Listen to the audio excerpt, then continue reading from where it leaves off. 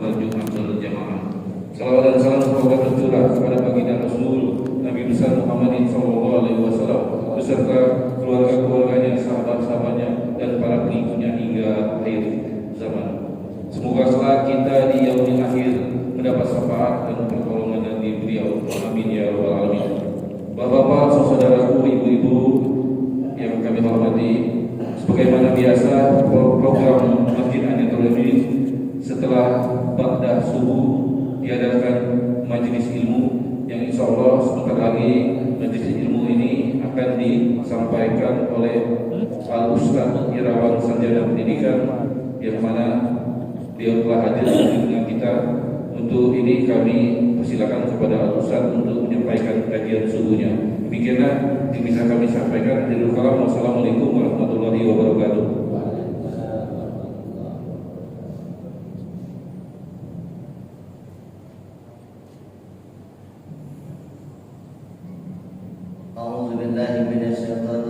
Bismillahirrahmanirrahim.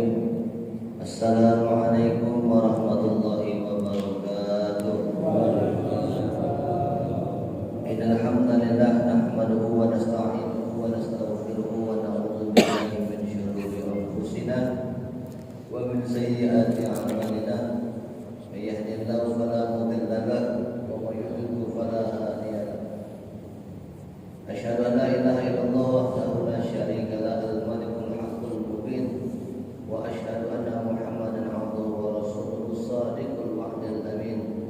Allahumma shalli ala sayyidina Muhammadin sayyidil mursalin wa ala alihi wa ashabihi rasulillahi ajma'in. Amma ba'd. Bapak Ibu jamaah salat subuh Masjid An-Nahdlatul Ulama yang insyaallah senantiasa dalam rahmat Allah Subhanahu wa taala.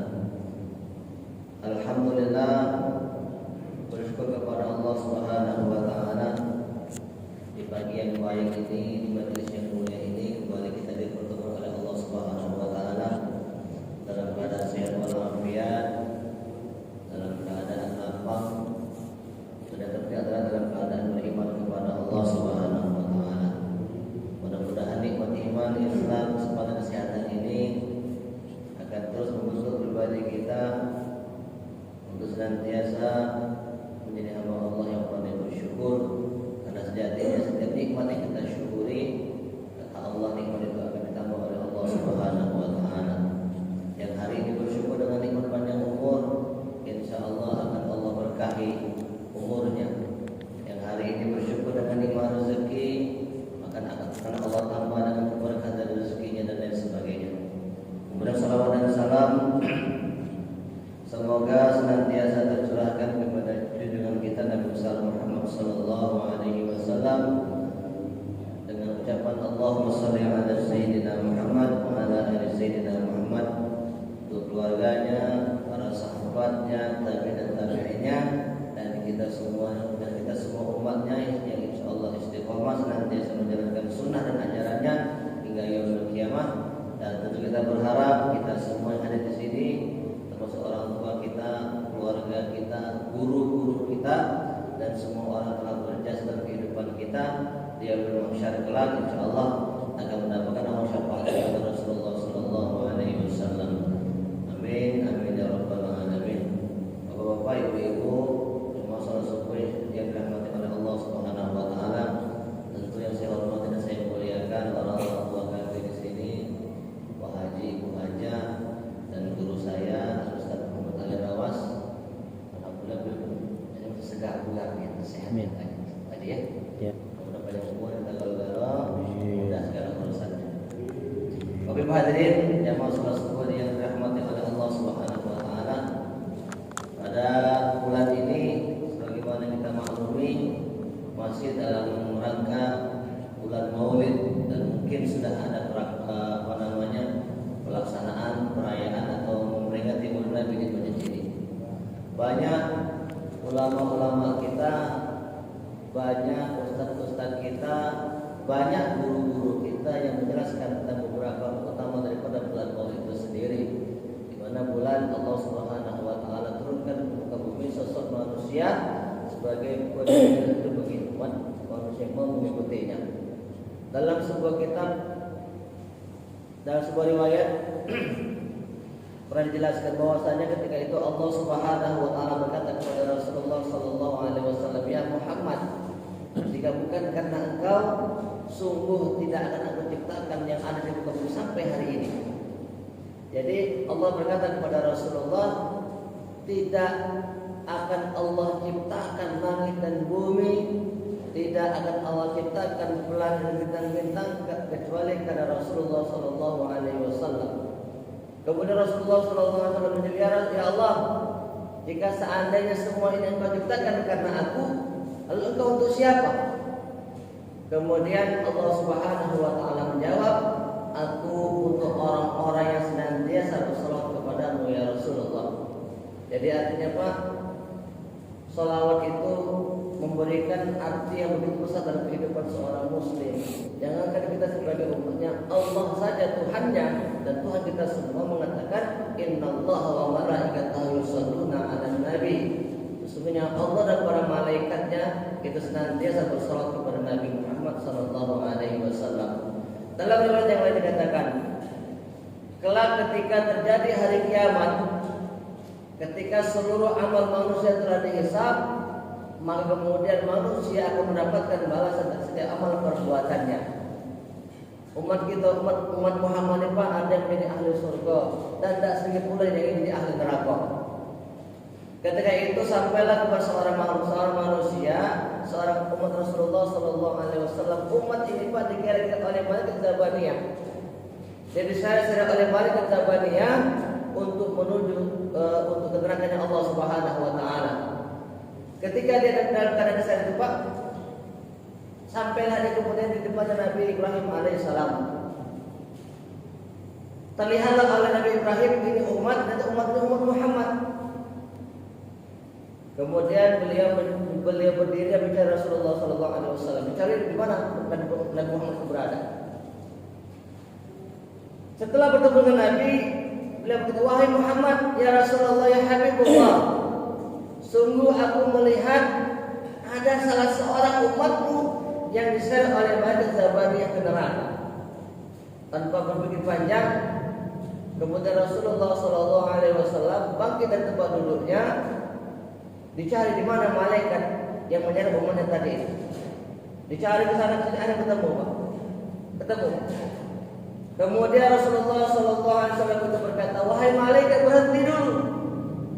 Nah, sifatnya malaikat ini Pak adalah makhluk Allah yang taat hanya kepada Allah.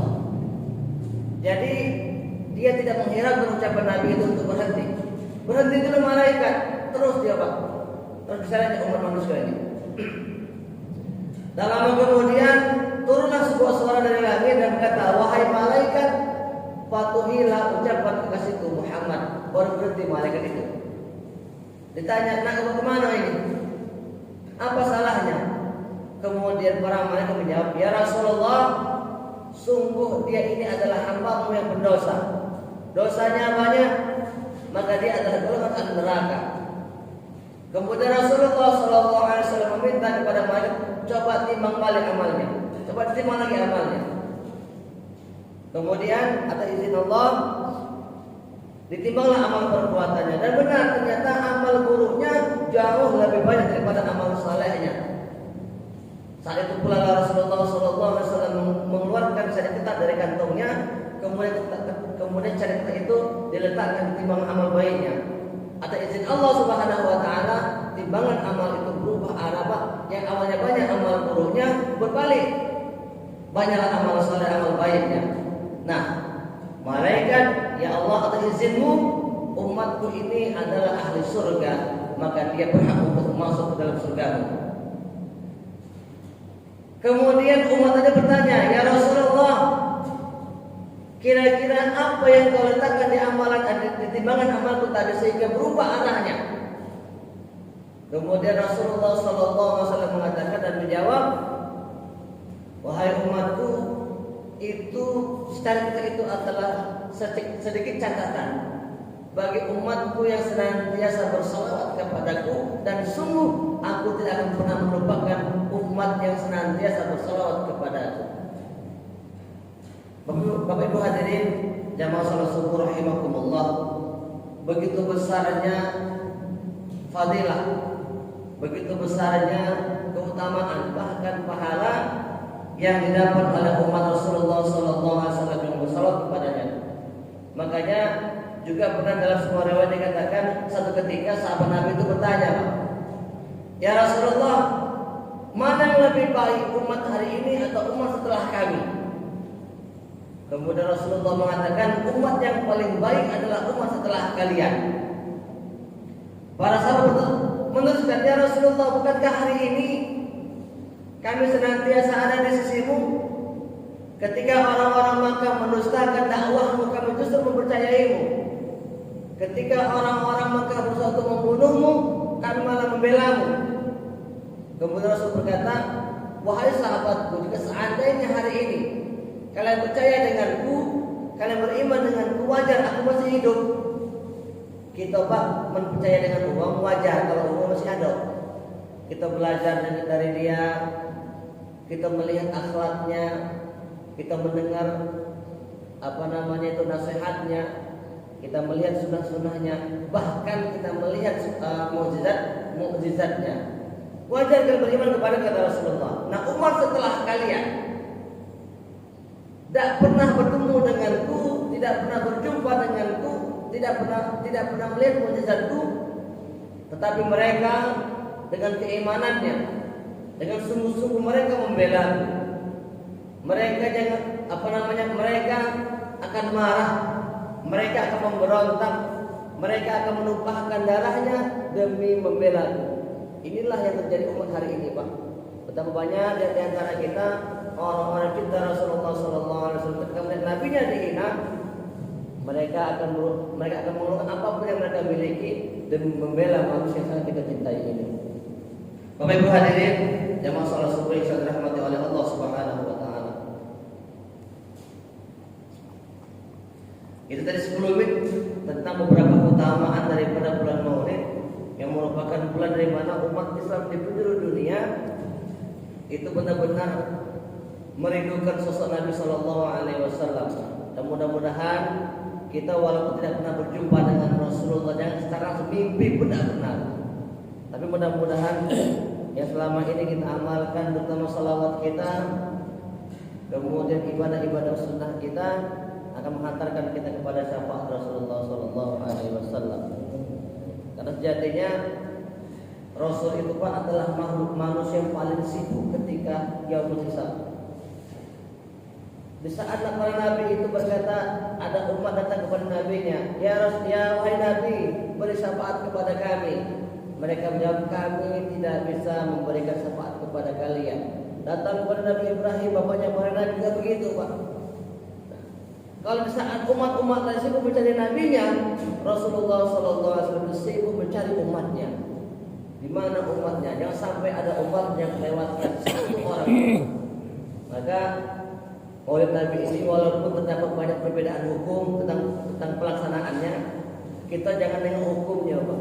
Kita jangan nengok perbedaan hukumnya, tapi lihatlah bagaimana bulan Maulid ini bulan di mana saatnya umat manusia memupuk kecintaannya kepada Nabi Muhammad SAW. Kalau nak bahas hukum itu panjang nih, ada yang ngomong bid'ah, ada yang ngomong haram, ada yang ngomong boleh, ada yang ngomong wajib. Tapi jangan kita membahas itu, Pak. Yang jelas bulan Maulid adalah bulan di mana Allah Subhanahu wa taala mengutus seorang nabi, seorang manusia bernama Muhammad, dan hari ini kita umatnya. Ini adalah bulan di mana saatnya kita untuk memupuk cinta kita kepada Rasulullah Sallallahu Alaihi Wasallam. Bapak Ibu hadirin, jamaah Rasul yang insyaallah dirahmati oleh Allah Subhanahu Wa Taala. Dalam kitab Lubabul Hadis, bahwasanya Rasulullah Sallallahu Alaihi Wasallam yang berkata dengan salawat, man shalla alayya wahidatan sallallahu alaihi ashran. Barang siapa yang membaca salawat kepadaku, kata Rasulullah Sallallahu Alaihi Wasallam, maka Allah Subhanahu Wa Taala akan memberikan rahmat kepadanya berupa 10 kebaikan. Sepelit-pelit umatku, kata Rasulullah Sallallahu Alaihi Wasallam, adalah mereka yang apabila disebutkan nama mereka akan bersalawat kepadaku. Nah, Rasulullah mengatakan man shalla 'alayya wahidatan sallallahu alaihi asyran. Maka Allah Subhanahu wa taala akan bersalawat kepadanya, akan Allah berikan kepadanya 10 kebaikan. Maka mudah-mudahan dengan banyaknya dalil, dengan banyaknya riwayat tentang keutamaan salawat ini, Pak, terus menjadikan diri kita ini untuk bersalawat kepada Rasulullah Sallallahu Alaihi Wasallam. Dan hal kita bedakan hari ini, Pak, mana salawat, mana syair. Kalau kita lihat itu, Pak, yang dangdut itu kadang-kadang itu musik, tapi itu namanya syair, Pak. Kalau salawat itu sudah ada bentuknya, sudah ada kata-katanya. Kita nama salawat sudah ada. Apa pilih salawat? Allahumma sholli ala sayyidina Muhammad wa ala ali sayyidina. Itu betul salawat namanya. Kalau yang Rabbi khalaqahani itu namanya syair, Pak. Jadi harus kita bisa bedakan, ya, mana syair, mana salawat. Ya, syair itu boleh untuk puji-pujian kepada Rasulullah Sallallahu Alaihi Wasallam. Kalau salawat diucapkan itu bernilai pahala di sisi Allah Subhanahu Wa Taala. Yang kedua, kalau kita salawat kita tidak menyalahkan sahabat-sahabat kita, hanya saja mungkin waktunya kurang tepat. Bersalawat kepada Nabi yang bernilai pahala justru kadang-kala itu berlebihan. Ya, sambil menari-nari, sambil berjoget-joget, nah itu kan terlalu berlebihan. Walaupun niatnya baik, harus sesuai dengan perbuatannya yang baik. Ya, jadi niat baik-baik saja cukup, Pak. Niat baik itu harus terucap harus dibuktikan melalui perbuatan yang baik. Bapak Ibu hadirin jamaah salat subuh yang dirahmati oleh Allah Subhanahu wa taala. Khalifah yang ketiga yaitu Khalifah Utsman bin Affan radhiyallahu an itu pernah berkata, Pak, dan riwayat ini tertulis dalam kitab Nasaihul Ibad. Nasaihul Ibad itu adalah sebuah kitab yang mana isinya merupakan nasihat-nasihat kepada hamba-hamba. Utsman pernah berkata, ada 10 perkara yang paling tersia-siakan dalam hidup ini, Pak. Ada 10 perkara yang mana 10 hal ini paling disia-siakan oleh umat manusia sampai umat zaman ini. Yang pertama adalah orang alim yang tidak pernah ditanya. Jadi ada ustaz, orang alim, Pak, ya. Karena permasalahan hidup amat sangat kompleks, amat sangat banyak. Nah, jika permasalahan ekonomi, ya bertanya kepada orang ahli ekonomi. Jika masalah hukum, ya bertanya dengan orang ahli hukum. Jika masalah perdagangan, bertanya dengan orang ahli dalam bidang perdagangan. Orang yang bertanya dengan masalah ilmu biologi, ya bertanya dengan ahli biologi. Nah, kesia-siaan yang paling besar adalah ketika ada permasalahan dalam hal beragama, ada masalah agama yang berkaitan dengan ibadah. Nah, permasalahan ini tidak dia pernah tanyakan kepada orang alim, orang yang benar-benar mengetahui itu. Karena berbicara masalah agama tentu ada orang-orangnya. Makanya kemudian al-ulama warasatul anbiya, kata Rasulullah. Ulama itu adalah pewaris para nabi. Maka jadikanlah ulama itu sebagai panutan, tempat kita bertanya untuk menyelesaikan permasalahan dalam kehidupan kita.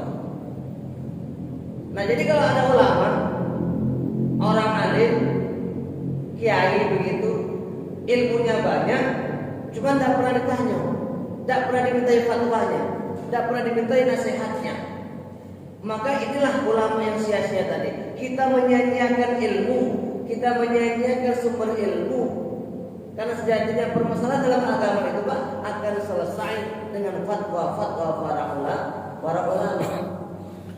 Kalau kita menghadapi permasalahan dalam kehidupan kita tentang hukum-hukum agama, maka mereka tempat kita merujuk. Maka bersyukur kita kepada Allah hari ini ada ulama-ulama kita, walaupun kita ketemu langsung, videonya masih bisa kita lihat, tulisan itu masih bisa kita baca. Maka kita Pak, menjadikan ulama ini tempat kita bertanya untuk menyelesaikan semua permasalahan dalam kehidupan kita. Lalu yang kedua, ada ilmu tapi tidak pernah diamalkan. Dalam makalah dikatakan al-ilmu bila amalin kasyajarin bila tamarin. Kita punya ilmu itu tidak pernah diamalkan, maka ilmu itu akan sia-sia, tak ada gunanya. Nah, kita ini Pak, semua kita punya ilmu, hanya saja bidangnya berbeda-beda. Ilmunya di bidang pemerintahan, ilmunya di bidang pertanian, ilmunya di bidang hukum, ilmunya di bidang pertanian. Semua kita masing-masing punya ilmu Pak. Maka ilmu yang tidak diamalkan, ilmu itu akan sia-sia. Bahkan jika ilmu itu diamalkan, ya kita percaya ilmu itu malah jadi amal jariah untuk orang yang mengamalkannya. Idza mata ibnu Adam, inqata amalu ila min salasin. Kalau anak Adam itu mati, maka terputus semua amal perbuatannya, terputus semua pahalanya kecuali 3 hal. Sedekah jariyah, ada namanya sedekah jariyah. Kemudian al-ilmu yuntafa'u bih, ada ilmu dia amalkan. Nah, inilah yang menjadi sebab orang yang telah meninggal dunia masih mendapatkan pahala dari ilmu yang pernah dia amalkan. Maka kalau kita punya ilmu, apapun ilmu itu, maka amalkan. Bahkan Nabi itu Khalifah yang keempat, yaitu Ali bin Abi Thalib radhiyallahu anhu, itu pernah berkata, "Balighni walau ayat, sampaikan kepadaku walau cuma 1 ayat." Bahkan Ali mengatakan, siapapun yang mengajari 1 ilmu saja, maka aku menjadi budak bagi dirinya. Nah, jadi ilmu itu, sifat ilmu itu ada 3 Pak. Jadi kita yang belajar sifat ilmu itu ada 3. Pertama, ilmu itu harus dipelajari. Ilmu itu dipelajari. Setelah dipelajari, ilmu itu diamalkan, ilmu itu dipahami, dipelajari, dipahami. Nah, yang ketiga, ilmu itu diamalkan. Mana kita nak mengamalkan ilmu, maka kita tidak paham. Cak mana kita nak paham, kita tidak belajar. Setelah kita belajar, kita pahami tujuannya apa. Setelah kita belajar, kita pahami supaya tidak salah dalam mengamalkannya. Dipelajari, dipahami, kemudian diamalkan. Itulah 3 sifat ilmu. Lalu yang ketiga, ada pendapat yang benar tetapi tidak pernah diterima. Nah, ini berkaitan dengan ego. Ada orang kadang-kala dia dinasihat dengan nasihat yang benar. Oh, inilah yang tidak benar, itu berhentilah. Oh, inilah sembahyang, dan sembahyang itu adalah jembatan kita menuju surga. Nah, nasihat berakibat tidak pernah masuk ke telinganya, Pak. Ya memang kadang-kala kita karena ego tadi merasa menolak. Maka Islam mengatakan undur maqalah wala tandur maqalah. Lihat apa yang dikatakan, jangan lihat siapa yang mengatakan.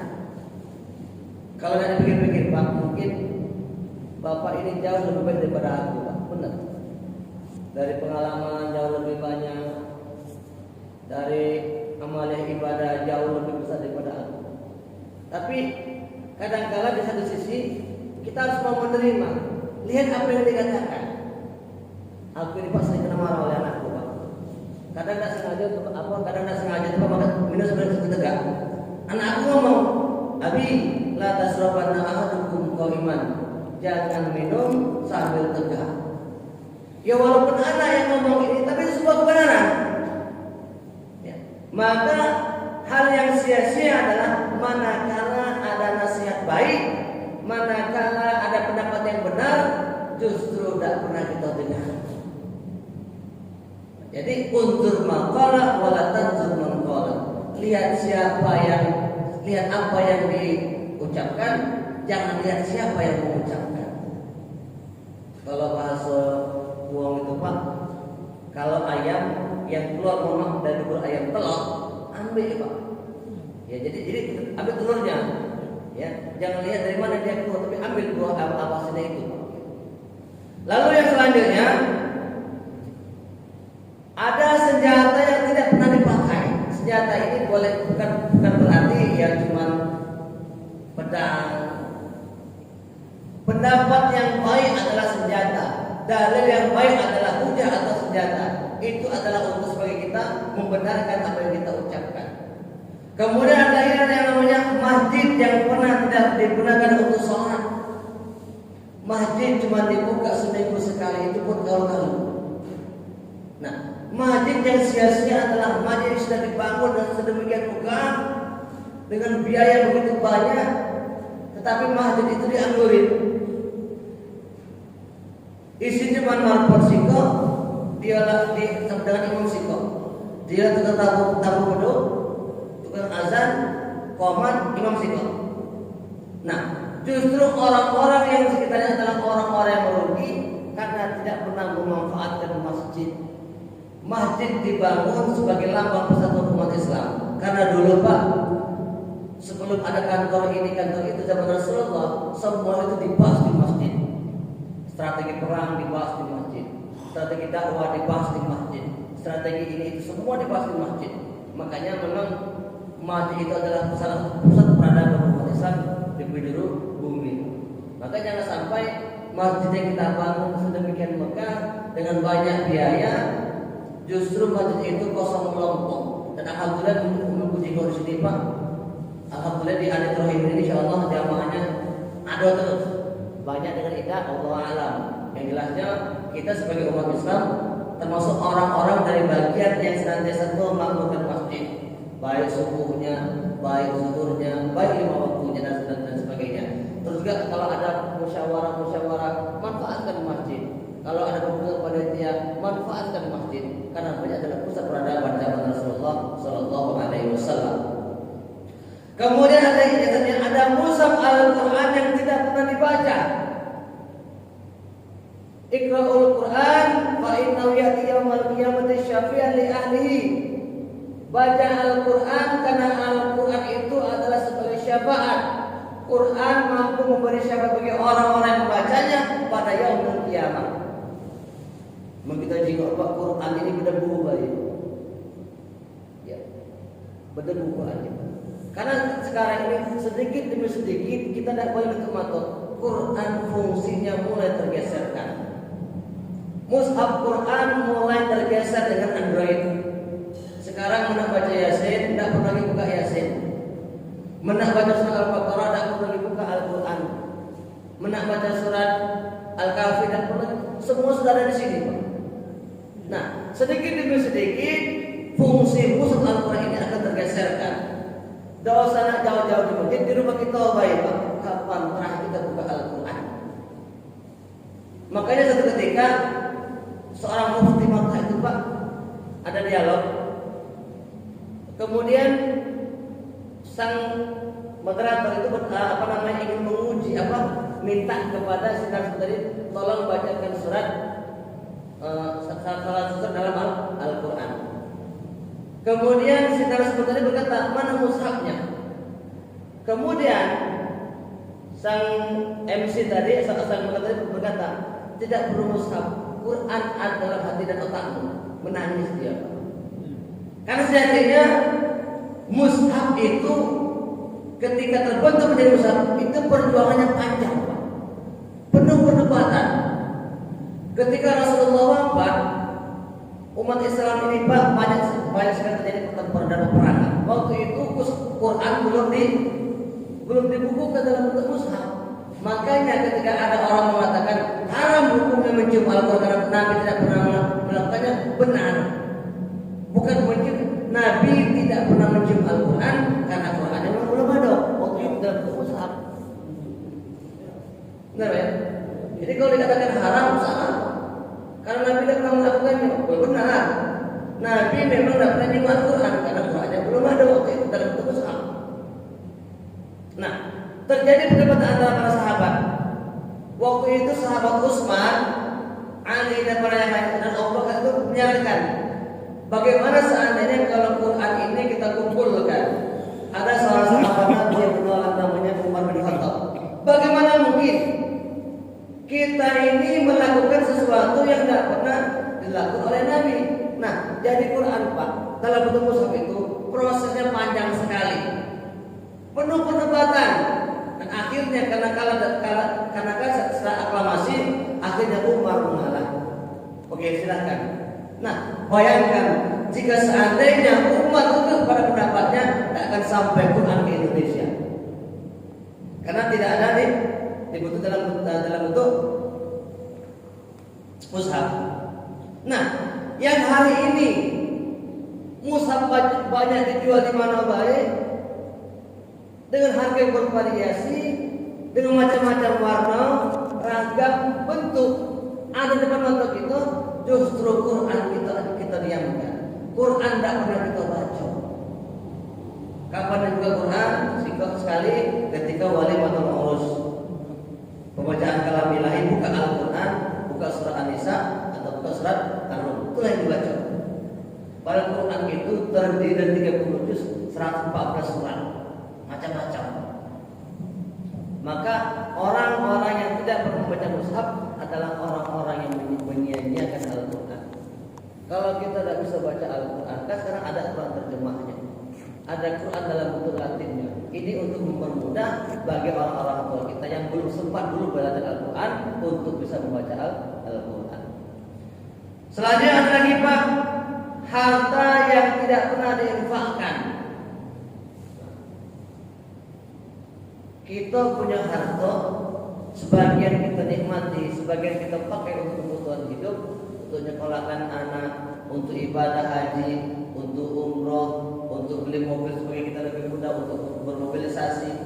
Nah, sebagian harta itu kita infakkan di jalan Allah Subhanahu wa taala. Infak itu beda dengan sedekah. Infak itu maksudnya harta itu kita gunakan, kita belanjakan untuk jalan Allah, untuk pembangunan masjid, mendirikan madrasah, apalagi Pak. Kemudian kalau ada kegiatan-kegiatan sosial dalam bentuk agama, itu namanya infak atau membelanjakan harta di jalan Allah. Sedekah beda lagi Pak. Sedekah itu pemberian kepada orang lain yang membutuhkan dengan harapan untuk senantiasa mendapat ridha Allah Subhanahu wa taala. Kemudian ada lagi kuda yang tidak pernah ditunggangi. Nah, ini mungkin kita udah ngerti ya Pak. Nah, kemudian ilmu zuhud yang ada pada hati orang yang cinta dunia. Zuhud itu Pak maksudnya warak. Zuhud itu dia tidak cinta dunia. Warak itu maksudnya merasa cukup, qanaah, merasa rendah hati. Nah, jadi masing-masing kita ini Pak punya sifat zuhud, punya sifat merendah. Hanya saja mungkin karena ego kita, dengan kepentingan kita, justru sifat zuhud itu tidak pernah ada dalam diri kita.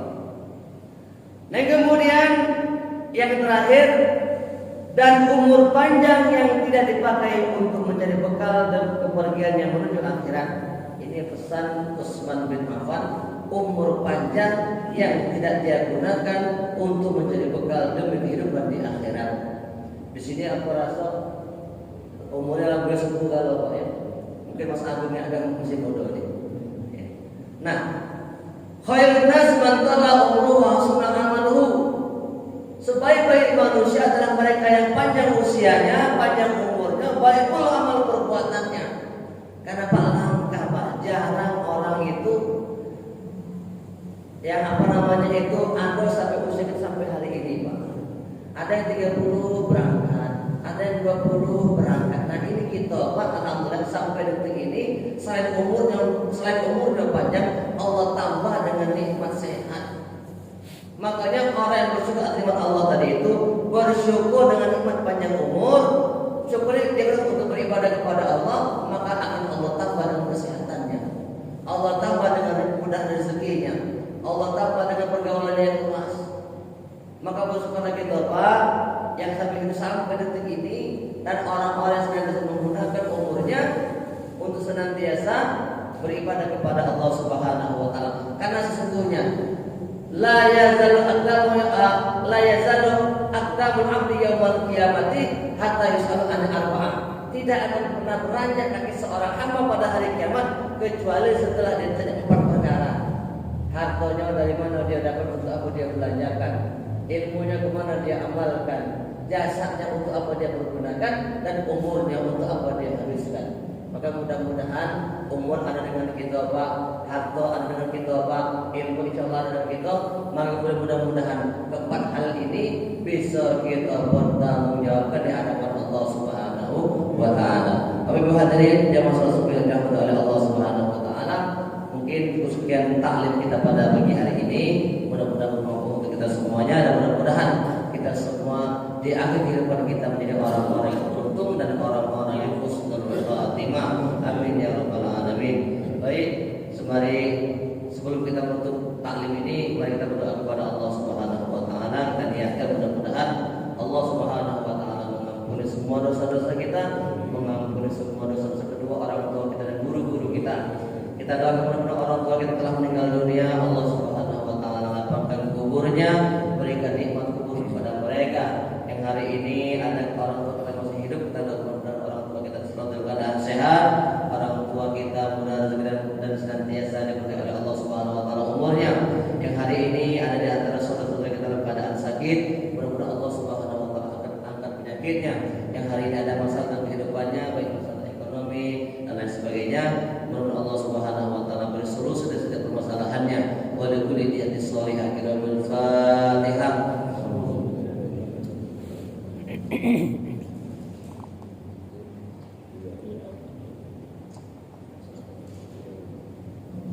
A'udzu billahi minasyaitonir rajim. Bismillahirrahmanirrahim.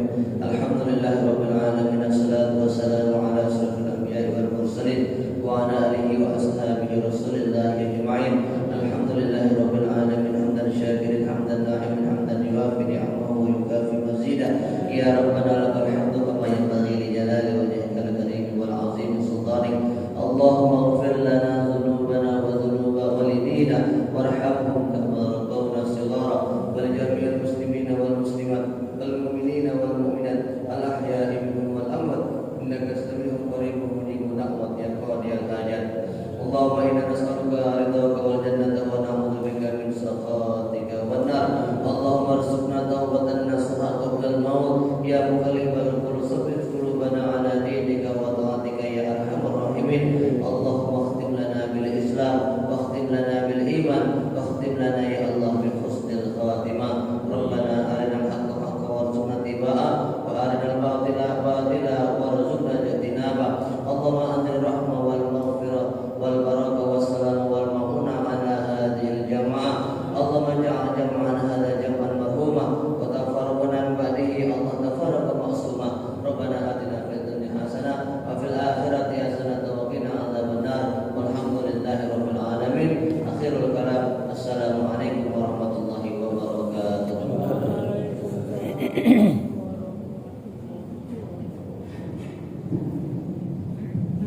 Terima kasih kepada Al-Ustaz Irawan Sarjana Pendidikan Islam yang telah menyampaikan kajian ilmunya. Mudah-mudahan apa yang telah disampaikan dan mudah-mudahan juga kita semua selalu hadir di dalam majelis ilmu menjadi sebab Allah Subhanahu wa taala akan menurunkan rahmat dan hidup kita selalu mendapat berkah dari Allah Subhanahu wa taala. Amin ya rabbal alamin. Bikinlah akhirul kalam. Wassalamualaikum warahmatullahi wabarakatuh.